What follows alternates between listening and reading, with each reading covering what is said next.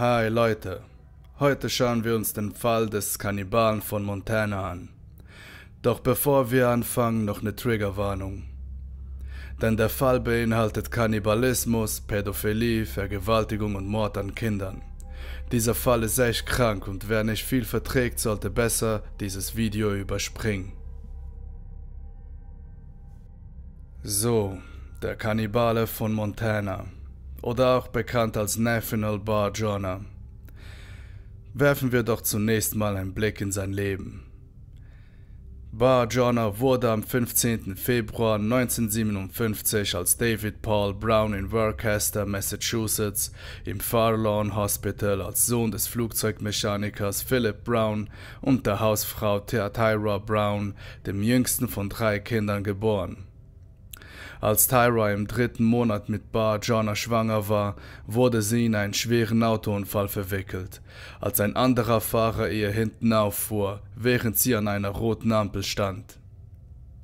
Als Kleinkind wurde Bar Jonah als untätig und mit einem unstillbaren Appetit beschrieben, der dazu führte, dass er unaufhörlich weinte, wenn er nicht anderweitig gefüttert wurde. Dies führte dazu, dass Bar Jonah als Baby so stark an Gewicht zunahm, dass er aufgrund seines unterentwickelten Muskeltonus praktisch unbeweglich wurde und seine Eltern Schwierigkeiten hatten, ihn zu tragen. Später im Leben erklärte Bar Jonah gegenüber Biografien, wie er selbst zugab: „Ich liebe es einfach zu essen. Ich kann nicht genug essen. Ich habe immer Hunger. Deshalb bin ich dick." Er erschien auch eine starke Abneigung gegenüber Berührungen zu haben, und als Bar Jonah erst 3 Wochen alt war, erlitt er einen Hydrocephalus. Für die, die es nicht wissen, bei einem Hydrocephalus, im Volksmund auch als Wasserkopf bezeichnet, handelt es sich um eine krankhafte Erweiterung der Räume im Gehirn, die mit Hirnwasser gefüllt sind. Bar Jonah und seine Familie zogen nach Lantana, Florida und blieben dort 6 Jahre lang, als sein Vater für McDonnell Douglas Aviation arbeitete. Im Jahr 1964 zog die Familie Brown dann zurück nach Worcester, Massachusetts, wo Philip dann als Schwermaschinenmechaniker bei einer örtlichen Baufirma arbeitete. Laut Bar Jonah wurde er als Kind häufig von seinem streng disziplinierenden Vater mit einem dicken Ledergürtel geschlagen, weil Philip befürchtete, dass Nathaniel queer werden würde, und weil Bar Jonah ein Kleptomane war, der häufig seine Geschwister und andere Kinder bestielte. Nun, das war das frühe Leben von Bar Jonah. Doch werfen wir nun einen Blick auf seine Verbrechen, denn seine Karriere begann er schon ganz früh.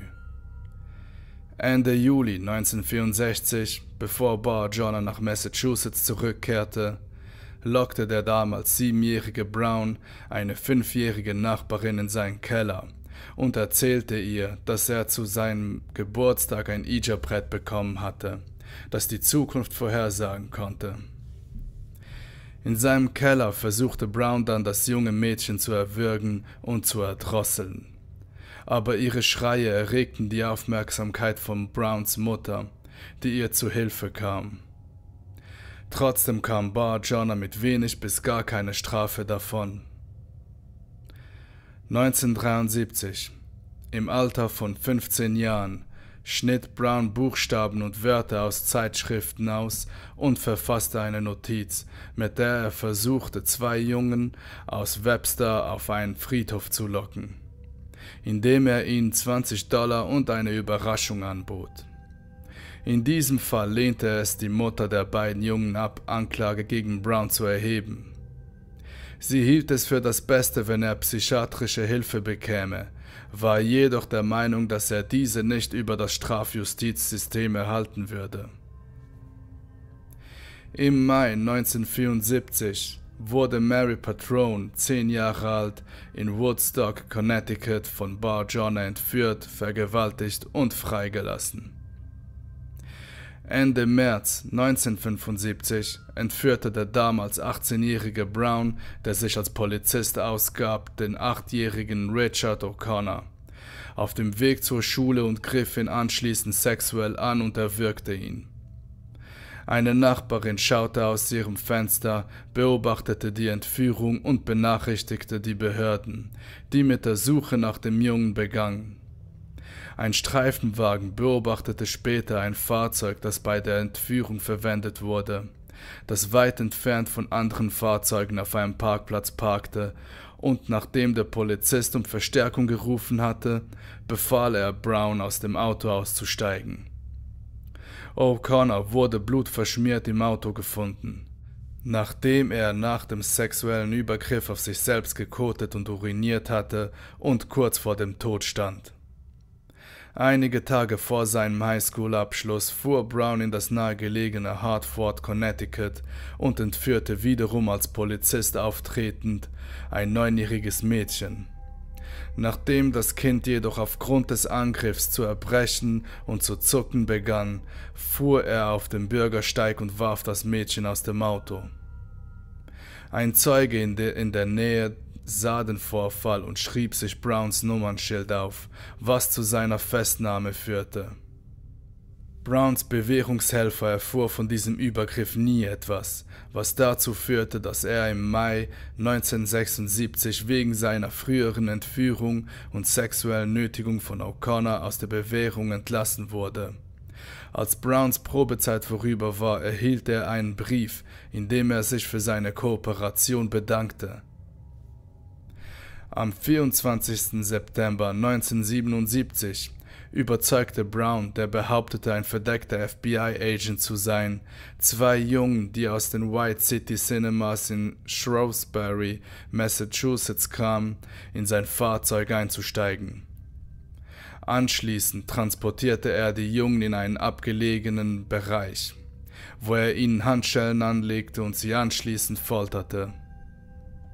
Nachdem er wiederholt auf die Brust eines der Jungen gesprungen war, glaubte der 170 Kilo schwere Bar Jonah ihn getötet zu haben und fuhr dann mit den anderen noch lebend in seinem Koffer davon.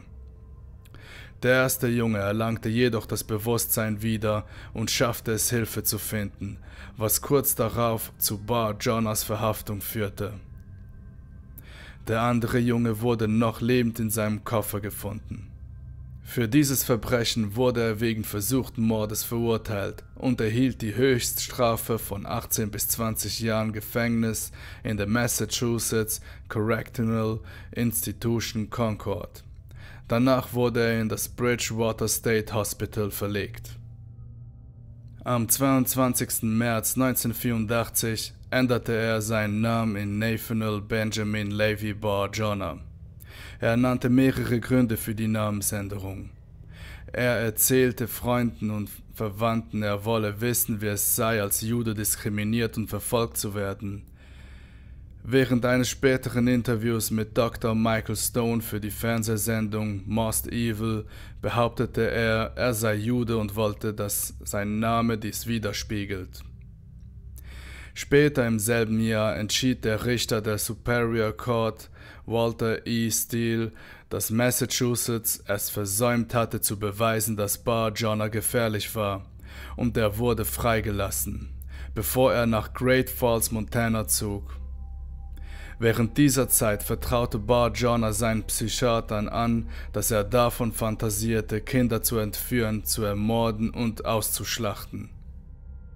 Am 9. August 1991, nur einen Monat nach seiner Entlassung aus dem Bridgewater State Hospital, beobachtete Bar Jonah einen 7-jährigen Jungen, der vor einem Postamt in Oxford, Massachusetts, allein in einem Auto saß. Bar Jonah, der zu diesem Zeitpunkt 125 Kilo wog, stieg in das Fahrzeug und setzte sich auf den Jungen, wobei er seine Masse auf die zerbrechliche Brust des Jungen drückte. Einige Zeugen beobachteten zusammen mit der Mutter des Jungen das Ereignis und eilten dem Jungen zur Hilfe, was Bar Jonah zur Flucht veranlasste. Ein Beamter erkannte Bar Jonahs Beschreibung und verhaftete ihn wegen des Angriffs. Zuerst behauptete Bar Jonah, er sei ins Auto gestiegen, um aus dem Regen zu kommen, gab aber später zu, den Jungen töten zu wollen. Für den Angriff wurde Bar Jonah in Montana zu einer Bewährungsstrafe verurteilt. Am 6. Februar 1996 verließ der 10-jährige Zach Ramsey gegen 7:34 Uhr seine Wohnung, um zur Schule zu gehen, und nahm seinen üblichen Schulweg durch eine Gasse in der Nähe des 400er Blocks der 40th Street. Ramsey trug eine blaue Jeansjacke mit grünen Ärmel, ein blaues Fußballtrikot, auf dem sein Nachname in goldenen Lettern aufgedruckt ist, Stonewashed Jeans und schwarze High-Top-Sneakers. Eine dreiköpfige Familie, die in einer Wohnung in der Gasse lebte, berichtete Ramsey an diesem Morgen dort gesehen zu haben und berichtete auch, dass er von einem cremefarbenen, viertürigen Auto fast überfahren worden wäre. Ein anderer Zeuge berichtete, dass er Ramsey in der Gasse stehen sah und dass er auf jemanden wartete. Ein weiterer Zeuge, der am Ende der Gasse wohnte, berichtete, er habe Ramsey gegen 7:45 Uhr weinen sehen, während ihm ein aufgebrachter, fettleibiger, erwachsener Mann ein paar Meter hinter ihm folgte. Ein Zeuge, der Bar Jonah persönlich kannte, berichtete, ihn neben einem Müllcontainer stehen zu sehen um 7:15 Uhr in der Gasse beim Müll rausbringen. Er trug eine dunkelblaue Polizeijacke. Derselbe Zeuge berichtete auch, dass er Ramsey später die Gasse betreten sah und dass Bar Jonah immer noch neben dem Müllcontainer stand. Irgendwo zwischen der Kreuzung der Gasse in der 60th Street und der 70th Street verschwand Ramsey. Er wurde seitdem nie mehr gesehen oder gehört. Trotz der Einwände von Ramseys Mutter erklärte ein Richter ihn 2011 für rechtlich tot. Polizeiliche Ermittlungen, die Jahre nach dem Verschwinden von Ramsey durchgeführt wurden, ergaben, dass Bar Jonah am Tag des Verschwindens des Jungen Zugang zum cremefarbenen viertürigen Toyota Corolla von 1978 hatte und dass seine Mutter und sein Bruder wegen einer Beerdigung nicht in der Stadt waren. Außerdem wurde festgestellt, dass Bar Jonah weder am 6. Februar 1996 noch an den Tagen unmittelbar davor arbeitete. Bei der Durchsuchung von Bar Jonahs Wohnung fanden die Detektive eine Liste mit Jungnamen. Die frühere Opfer und ein Zachary Ramsey enthielt, gefolgt von dem Wort gestorben. Außerdem wurden nach dem Fall Ramsey Dutzende von Zeitungsausschnitten in Bar Jonahs Wohnung gefunden. Ein ehemaliger Mitbewohner von Bar Jonah beschrieb, dass er in seiner Wohnung Kleidung fand, die zu denen passte, die Ramsey am Tag seines Verschwindens trug, zusätzlich zu blutigen Handschuhen. Ein anderer Mitbewohner und andere behaupteten, dass Bar Jonah den Jungen manchmal spontan in Gesprächen zur Sprache brachte. Die Ermittler fanden auch Notizbücher mit scheinbar willkürlichen Zeichen, von denen angenommen wurde, dass sie kodierte Schrift waren. Mit Hilfe des FBI und nach monatelanger Mühe wurde die Schrift entschlüsselt. In den Notizbüchern beschrieb Bar Jonah das Foltern und Essen von Kindern. Es gab auch makabre Rezepte mit Kinderkörperteilen. Als Detectives Bar Jonahs Garage mit einer Phosphorchemikalie besprühten, während sie seine Beteiligung am Verschwinden von Ramsey untersuchten, tauchte das Wort Tita auf, was die Behörden zu der Annahme veranlasste, dass Bar Jonah möglicherweise für die Entführung von James Tita, einem Jungen aus Massachusetts, verantwortlich war, der am 23. August 1973 entführt wurde. Titas Leiche wurde am 25. August 1973 in Range, New Hampshire an der Route 119 entdeckt. Eine Obduktion ergab, dass er vergewaltigt und erwürgt wurde. Bar Jonah wurde 1999 erneut festgenommen, zunächst weil er sich als Polizist ausgab. Nachdem sie sein Haus durchsucht und unter anderem viele Bilder von kleinen Kindern gefunden hatte, die aus Zeitschriften herausgeschnitten wurden, und einen Knochen, der einem unbekannten jungen Mann zugehörig identifiziert wurde, klagte die Polizei von Montana Bar Jonah der Entführung und sexuellen Nötigung sowie der Entführung und sexueller Übergriff von 3 anderen Jungen. Bar Jonah wurde wegen Entführung und Belästigung von 3 Jungen strafrechtlich verfolgt und wegen Entführung, schwerer Körperverletzung und sexueller Nötigung verurteilt, einschließlich der Anschuldigung, einen der Jungen gefoltert und an der Decke aufgehängt zu haben. Während des Prozesses gegen Bar Jonah erkannte die 36-jährige Mary Patrone ihn als den Mann an, der sie 1974 entführt und angegriffen hatte, indem er sich als Polizist verkleidet hatte. Die Verjährungsfrist war jedoch abgelaufen und Bar Jonah konnte nicht angeklagt werden mit dem Verbrechen.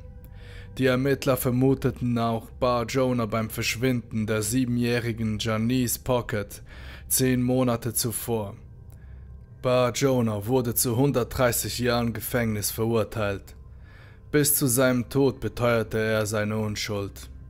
Die Behörden von Montana wussten nichts von Bar Jonahs Vorstrafenregister in Massachusetts. Eine Tatsache, die von Aktivisten angeführt wurde, die sich dafür einsetzten, ehemalige Sexualstraftäter zur Registrierung zu zwingen. Im Dezember 2004 wies der oberste Gerichtshof von Montana die Berufungen von Bar Jonah ab und bestätigte die Verurteilung und die 130-jährige Haftstrafe.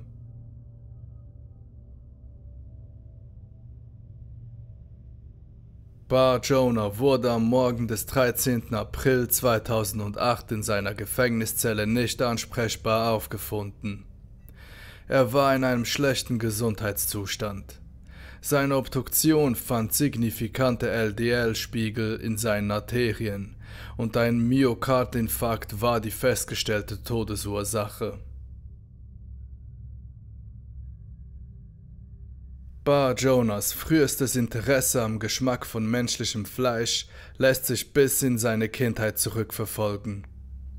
Ab etwa 6 Jahren zupfte er an seinem Schorf, bis seine Haut eiterte, und saugte dann das Blut aus der Wunde auf. Seine Lehrer an der Webster Elementary School riefen seine Mutter mehrmals an, um ihr mitzuteilen, dass die Angewohnheiten ihres Sohnes die Lehrer und Schüler verärgerte. Als er im Staatsgefängnis von Montana inhaftiert war, beobachteten viele der Wärter, wie er dieselbe Angewohnheit verrichtete. Ein Wärter berichtete, dass Bar Jonah, sobald er den Schorf im Mund hatte, aussah, als hätte er Sex.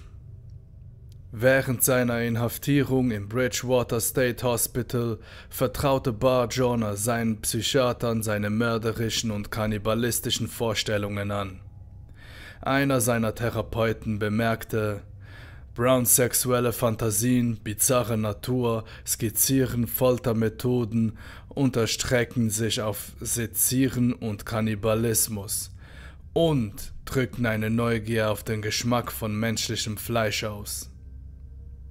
Obwohl Bar Jonah als unersättlicher Esser bekannt war, der mehr als 140 Kilo wog, zeigten Finanzunterlagen, dass er fast einen Monat nach Ramseys Verschwinden keine nennenswerte Einkäufe in Lebensmittelgeschäften tätigte. Er hätte aber auch alle Einkäufe mit Bargeld bezahlen können oder gut mit Lebensmitteln und Fleisch versorgt worden sein. Nach Ramseys Verschwinden begann Bar Jonah auch Grillpartys zu veranstalten, bei denen er angeblich Burger, Spaghetti, Chili, Fleischpasteten, Aufläufe und dergleichen an Gäste servierte. Bei vielen dieser Grillabende erzählten mehrere Personen Bar Jonah, dass das Fleisch einen eigentümlichen Geschmack habe. Bar Jonahs Antwort war, dass er auf Hirschjagd gegangen war und Hirschfleisch in den Gerichten verwendet hatte. Bar Jonah besaß jedoch weder ein Gewehr noch einen Jagdschein, noch war er zu irgendeiner Zeit auf Hirschjagd gegangen. Eine Frau, die Bar Jonah sagte, dass sie den Geschmack seines Fleisches abstoßend fand, antwortete er, dass er persönlich das Fleisch des Hirsches gejagt, getötet, geschlachtet und eingewickelt habe. Später wurde er beschuldigt, den Sohn dieser Frau belästigt zu haben. In Bar Jonahs Wohnung fanden die Detektive auch eine Reihe von Rezepten mit Kinderkörperteilen mit verächtlichen Titeln wie kleiner Junge Potpie, französisch gebratenes Kind und Phrasen wie Mittagessen wird auf der Terrasse mit gebratenem Kind serviert.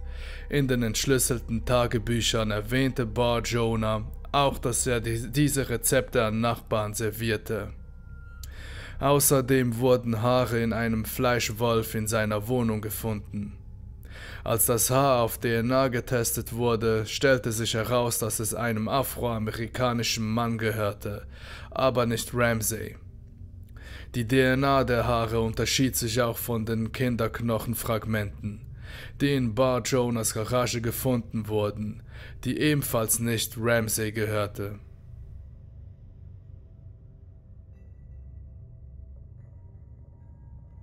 Obwohl Bar Jonah nie wegen der Entführung und Ermordung von Zach Ramsey verurteilt wurde, geht man immer noch davon aus, dass er dafür verantwortlich ist und aufgrund der in seinen Wohnungen gemachten Erkenntnisse auch verdächtigt wird, weitere Morde in Montana begangen zu haben. Es gibt Hinweise darauf, dass Bar Jonah häufig nach Arkansas, Colorado, Florida, Massachusetts, Wyoming, Michigan und Washington reiste. Auch in Alberta und Saskatchewan, was in Kanada liegt, wo er in den 1990er Jahren zeitweise lebte, wurde wegen möglicher Verbrechen gegen ihn ermittelt. Die Polizei konnte jedoch keine Verbindungen zwischen ihm und ungelösten Fällen feststellen. Janice Catherine Pocket, 7 Jahre alt, verschwand am 26. Juli 1973 um 15 Uhr, nachdem sie ihr Zuhause in Tolland, Connecticut mit dem Fahrrad verlassen hatte, um in einem Waldgebiet an der Rhodes Road nach einem Schmetterling zu suchen, den sie unter einem Felsen zurückgelassen hatte. Eine halbe Stunde später entdeckte ihre Mutter ihr Fahrrad auf einer Straße, weniger als eine Meile von ihrem Haus entfernt. Nach der Entdeckung des Schmetterlings gingen die Behörden von einer Entführung aus. Die Ermittler glauben, dass Bar Jonah möglicherweise in ihrem Fall verwickelt war, nachdem festgestellt wurde, dass er 1973, als Janice verschwand, in Webster, Massachusetts lebte. Webster ist nur 20 Meilen von Tolland, Connecticut entfernt. Er wäre erst 14 Jahre alt gewesen, als Janice verschwand, aber Pockets Verschwinden ereignete sich nur 10 Monate vor Bar Jonahs Entführung der 10-jährigen Mary Patrone in Woodstock, Connecticut. Der 4-jährige Andrew John Amato wohnte in einem Mobilheim in der Richards Avenue in Webster, Massachusetts. Am Morgen des 30. September 1978 spielte er mit seiner 7-jährigen Schwester und ihrem 6-jährigen Cousin im Wald hinter dem benachbarten Ash Street Trailer Park. Ohne seine Schwester wagten sich Andrew und sein Cousin weiter in den Wald. Andrew stürzte schließlich und verletzte sich, ließ sein Lieblingsspielzeug fallen, verlegte es und fing dann an zu schluchzen und im Kreis zu rennen. Er weigerte sich, ohne das Spielzeug zu gehen. Um 10:30 Uhr riet ihm sein Cousin, dort zu bleiben, wo er war, und ging zurück zum Haus, um Hilfe zu holen. Als sie jedoch in den Wald zurückkehrten, war Andrew verschwunden. Seitdem wurde er weder gesehen noch gehört. Ungefähr 50 Meter von der Straße 42 entfernt, die jetzt die Interstate 395 ist, verschwand Andrew. Manche vermuten, dass er auf die Straße gewandert ist und von einem vorbeifahrenden Auto aufgegriffen wurde. Gegen Bar Jonah wurde wegen möglicher Beteiligung an Andrews Fall ermittelt. Ein weiterer Fall, der vorläufig mit Bar Jonah in Verbindung gebracht wird, war das ungelöste Verschwinden der 14-jährigen Amanda Dawn Galion. Am Morgen des 13. Oktober 1997 verließen sie gegen 7:15 Uhr mit dem Fahrrad ihr Zuhause auf dem Weg zur Schule und verschwand unterwegs. Galion wurde in ihrem Viertel in Gillette, Wyoming, oft mit einem Jungen verwechselt. Bar Jonah kam in der Nacht des 12. Oktober 1997 in Gillette an, wo er in einem kleinen Motel am Rande der Stadt übernachtete und war in der folgenden Nacht wieder in seinem Wohnsitz in Montana. Anschließend wurde Galions Fahrrad am Straßenrand der Interstate 19 entdeckt. Galions Sozialversicherungsnummer wurde seit ihrem Verschwinden nicht mehr verwendet.